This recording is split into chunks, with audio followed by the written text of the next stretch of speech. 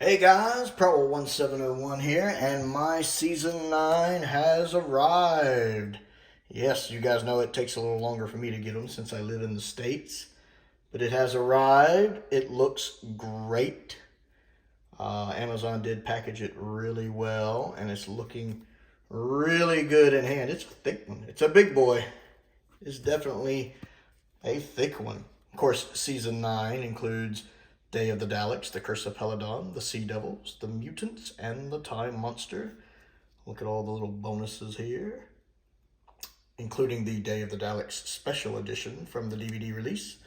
The only two Pertwee stories I haven't seen yet are from this season, the Mutants and the Time Monster. So I'm really excited that I'm going to be able to actually see all of the Pertwee era very, very soon. Let's go ahead and get into this. I'm always paranoid. Am I the only one that handles these things like they're handling a newborn? Like anytime I'm carrying them, touching them, taking them out of their J card, you'd think I was holding a newborn in my hands. I'm always worried I'm going to damage them.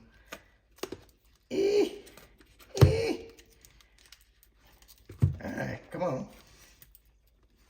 Alright, I'm going to pull it off screen just for a quick second.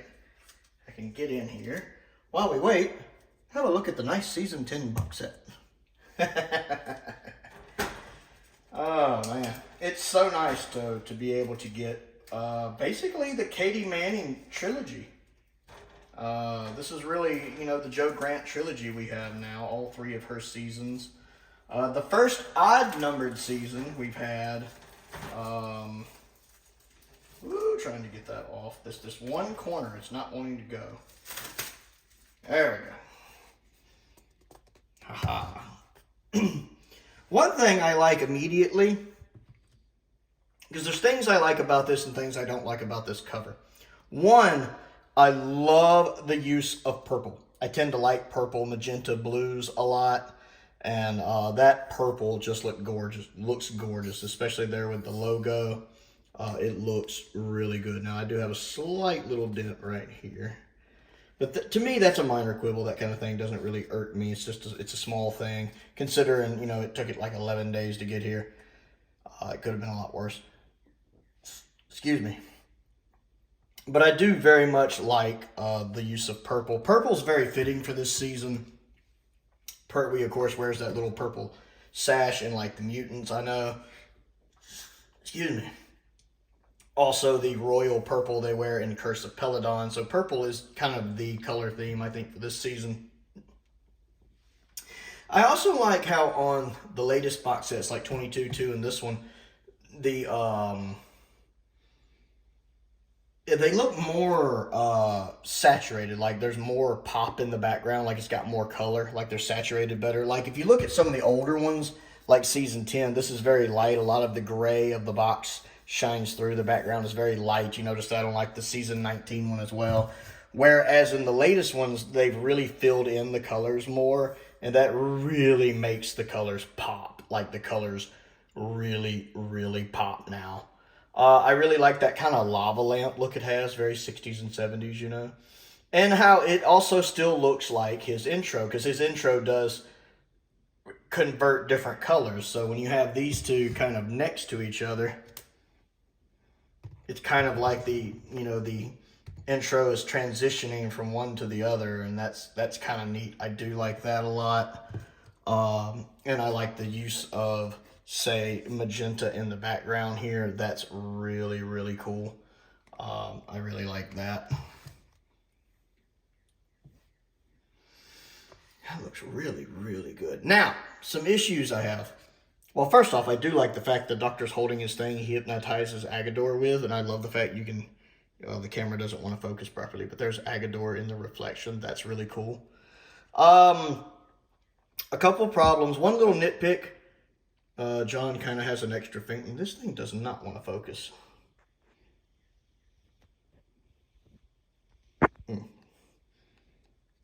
Yeah, that is not wanting to focus. It actually gave him kind of an extra finger here. He actually kind of has like 5 fingers. It's a minor thing, and I never even noticed it until someone pointed it out. And I had to point it out, that way you can't unsee it either. You're welcome. It's minor. It doesn't really bother me. The big problem for me is, well, one of two actually, is the face looks a little off. It took me a while to figure it out. And the problem with the face is the eyebrows don't look right. The eyebrows look weird. And if you, my camera will not focus. iPhone 14 won't focus. If you can really see right here, you really can't. It won't do it. They look airbrushed out. Let's see if I can scroll out a little bit so you can see better.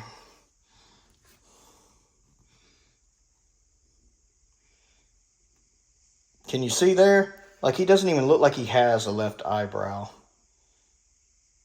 If you hold it up, you can actually see the eyebrows look weird, like they're airbrushed out. Like, if you take your thumb and hold it over it, that looks fine.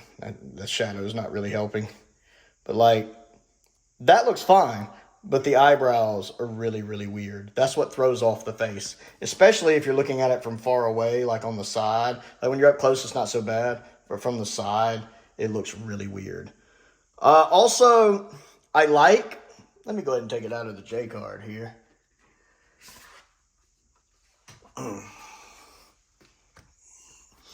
This looks really good. I love how it kind of includes the intro here and how it's like flaming off of the villains it chooses. It picks some good ones for the most part. You got a Dalek, you got a Sea Devil, an Ogron, one of the mutants from the mutants.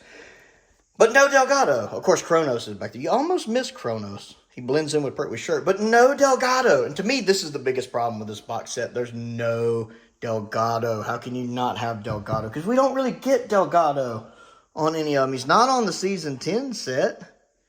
He's only on the Season 8 set. And that irks me. Like, you should have had Delgado here. This was the last opportunity to get Delgado. So we only get Delgado on the Season 8 set? Meanwhile, Anthony Ainley's been on like 4 sets so far. I mean, and Delgado is not just in one story this season. He's in 2. He's in 2 stories. But, you know, they don't put him on the cover. I feel like that's a bit disrespectful to Delgado's master. And don't get me wrong, I love Lee Binding. Lee Binding is amazing. He's my favorite Doctor Who artist. He's one of my favorite artists. I'd rather have Lee Binding stuff on the wall than I would Leonardo da Vinci stuff on the wall, monetary value aside. I love his work, but I just feel like that's a missed opportunity, especially going with Alpha Centauri. I mean, one, Alpha's not a villain. And I get that Curse of Peladon is kind of a whodunit thing. But also, you know, Alpha's design is very, well, you know, its design's a little, so to put that on the cover instead of Delgado makes no sense to me. That is a huge issue I have with that. And I had to get that out of the way. Now, opening it up. Whew, I feel so tired today. You do get this wonderful shot from the mutants. I know because I've seen other people review the set. Right there. And then you get... mine has a slight little bit here where this is a little damaged right here. Just like with the Season 2 set. It's not a big deal. You get this beautiful shot here from Day of the Daleks. It's also on the booklet. I love this one from Day of the Daleks. You can see the Dalek with the plunger there. It kind of reminds me of the cliffhanger to episode 1 of the original Dalek story with Barbara screaming with just the plunger arm. And you get them, it looks like the Doctor's just time traveling to, say, the future or the past, showing up with Joe. It's a really good picture. I love these booklets. I know the standard edition comes with a cut-down version of these, but I absolutely love getting this full version. The artwork in them is good. It's always fun to learn all the little things about the stories in them. I absolutely love these booklets. I do wish they printed them in slightly larger font. That is a very tiny font that is hard for my in my 40s at this point, eyes to read. It's a little difficult for them. And then, of course, you have the little advertisement thing. I always chunk these right into the garbage. Woo! I never care for those. And then you have this really nice... this is an awkward spot to record for me. I've got my tripod all up in the way.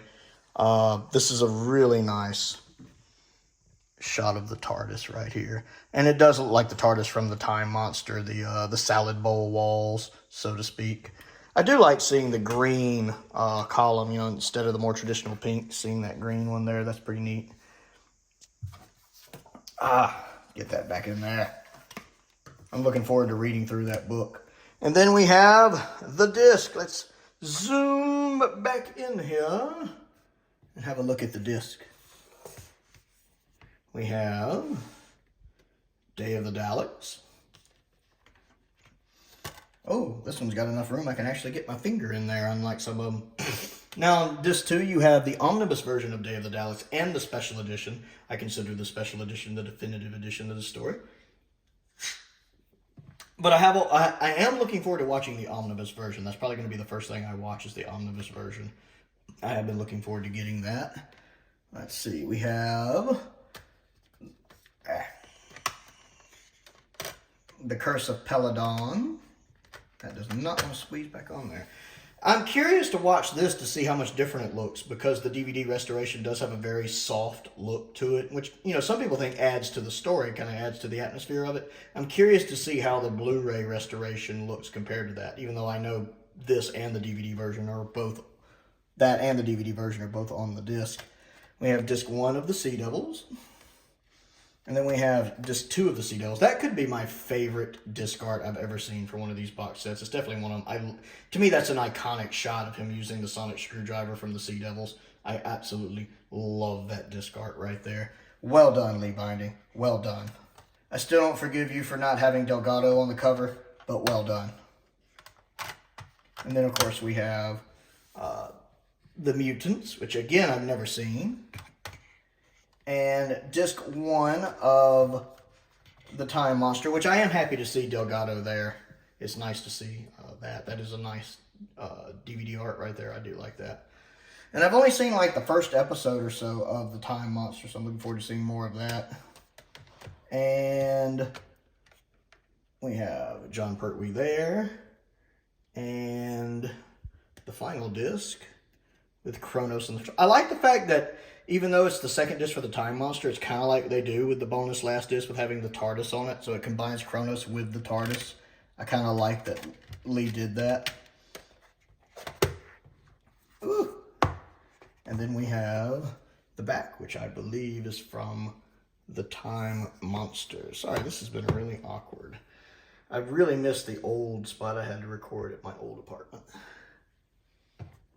And that looks really good. And here it is from the side.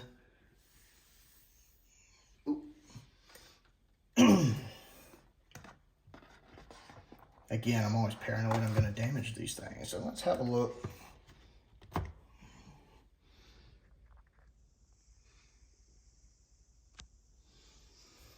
At all three. And here is the John Pertwee collection so far. And you can tell season 8 and 9 are a lot thicker than 10, but here's season 8, 9, and 10, and they look good. Again, the 9 one really pops because he does these more saturated and darker to where they pop more, and that purple looks really good, so that background really pops more, I think, than the other two, even though I think the faces on the other two look a lot better. I know this is an 8-disc set, this is an 8-disc set, and I believe season 10 was only a 6-disc set. But they look really, really good. So I'd like to know what you think. Comment down below and let me know. Don't forget to click the like button and the subscribe button. That helps me out and I appreciate it. I want to give a shout out to some of my patrons. Stephen Crane, Colin Coney, Finn Perkins, and Unknown289. I appreciate their continued support, as I do the support of all of my patrons. A link to my Patreon is down below if you'd like to support me on that. My P.O. Box is down there as well, as is a link to my Amazon wish list. Most importantly, thank you for watching.